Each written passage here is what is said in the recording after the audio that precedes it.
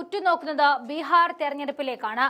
നീതി ജയിക്കുമോ ഇല്ലയോ എന്നാണ് ഇനി അറിയാനുള്ളത്. ബി.ജെ.പി. സർക്കാർ വീണ്ടും വരികയാണെങ്കിൽ അട്ടിമറി വിജയം എന്നല്ല, അതിനുമപ്പുറം കട്ടെടുത്ത വിജയം എന്ന് പറയണം.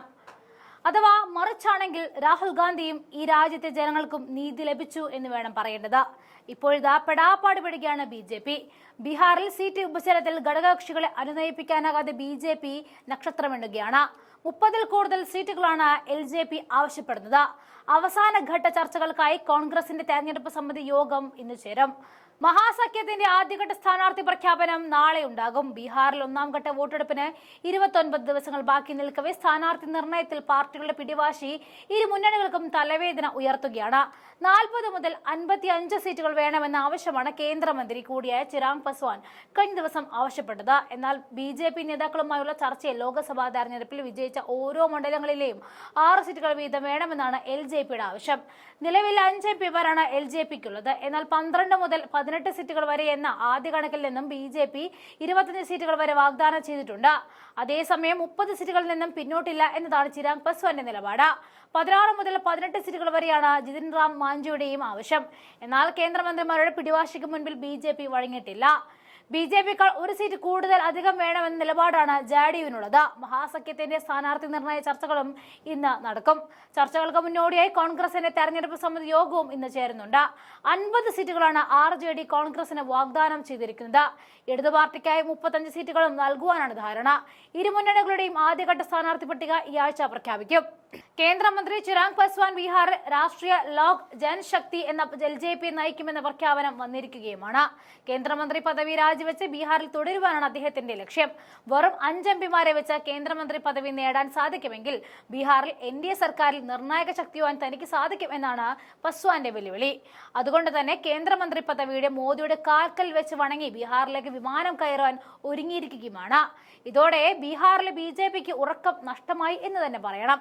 ചിരാങ്ങിനെ പിണക്കിയാൽ ഇരു കൈയും നീട്ടി സ്വീകരിക്കാൻ ഇന്ത്യ സഖ്യം തയ്യാറായി കഴിഞ്ഞു എന്നതാണ് സത്യം. അതുകൊണ്ട് തന്നെ ചിരാങ്ങിനെ തള്ളാനോ കൊള്ളാനോ സാധിക്കാത്ത അവസ്ഥയിലാണ് ബീഹാറിലെ ബി.ജെ.പി. ഉള്ളത്. ഇന്ത്യയിൽ പ്രധാന കക്ഷികളെ ബി.ജെ.പിയും ജെ.ഡി.യുവും തമ്മിലുണ്ടായ പ്രാഥമിക ധാരണ അനുസരിച്ച് ജെ.ഡി.യു 107 സീറ്റിലും ബി.ജെ.പി. 105 സീറ്റിലും മത്സരിക്കും എന്നാണ് അറിയിച്ചിരിക്കുന്നത്. ശേഷിക്കുന്ന 31 സീറ്റുകൾ ഘടകകക്ഷികൾക്ക് വീതിച്ചു നൽകുവാനുമായിരുന്നു തീരുമാനം. 40 മുതൽ 54 സീറ്റ് വരെ വേണമെന്ന ആവശ്യവുമായി എൽ.ജെ.പി. നേതാവും കേന്ദ്രമന്ത്രിയുമായ ചിരാഗ് പസ്വാൻ രംഗത്തെത്തിയതോടെയാണ് എൻ.ഡി.എ. പ്രതിസന്ധിയിലായത്. ആവശ്യം അംഗീകരിച്ചില്ലെങ്കിൽ എൻ.ഡി.എ. വിടുമെന്നും എന്നാൽ ഇന്ത്യ സഖ്യത്തിന് കൈകൊടുക്കില്ല എന്നുമാണ് ചിരാഗ് ക്യാമ്പ് പറയുന്നത്.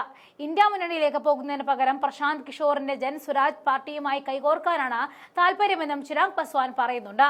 ഇതോടെ പ്രതിസന്ധിയിലായ എൻ.ഡി.എയിൽ സീറ്റ് വിഭജനം കീറാമുട്ടിയായി നിൽക്കുകയാണ്. കേന്ദ്രമന്ത്രി പദവിയിൽ ചിരാങ്ങിന് താല്പര്യമേയില്ല. ഇടത്താവളമാണ് കേന്ദ്രമന്ത്രി പദവി എന്നാണ് ചിരാങ്ങിന്റെ നിലപാട്.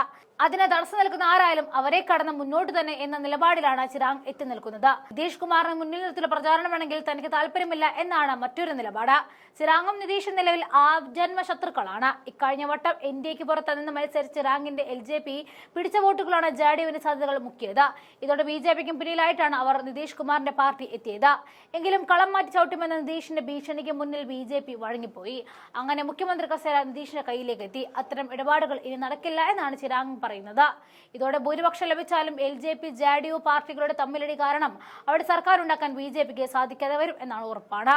ഭരണവിരുദ്ധ വികാരം ശമിപ്പിക്കാൻ സിറ്റിംഗ് എം.എൽ.എമാരിൽ മോശം പ്രകടനം കാഴ്ചവെച്ച ഒഴിവാക്കാൻ ബി.ജെ.പി. നീക്കം തുടങ്ങിയിട്ടുമുണ്ട്. മുതിർന്ന നേതാക്കൾക്കും മന്ത്രിമാർക്കും സീറ്റ് നിഷേധിച്ചാൽ സംഭവിക്കാനിടയുള്ള പാളയത്തിൽ പടയും വിമതശല്യവും ഫലപ്രദമായി പ്രതിരോധിക്കാൻ സാധിക്കുമോ എന്ന സന്ദേഹം മനസ്സിലുണ്ട്.